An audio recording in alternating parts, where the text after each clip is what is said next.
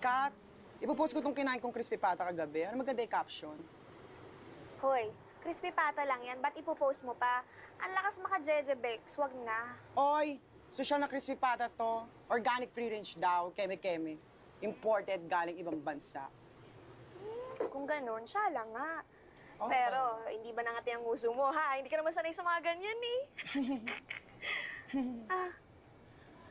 Actually, masama nga pakiramdam ko kagabi. I'm not feeling well. Tingnan mo. Tingnan mo. Aray ko. Diba? Ay! Bakla ka, wala. Arte mo. Sure ka ba sa plano mo? Marcy, bakit ka sumunod? Ang taray din ang sister mo no? Maabilidad. So, join na natin siya. Di pwede. Ihahatid ko muna siya sa bahay. Tara na. Paano mo siya mayahatid? Eh, umalis na yung FX taxi. Kaya, isama niyo na po ako.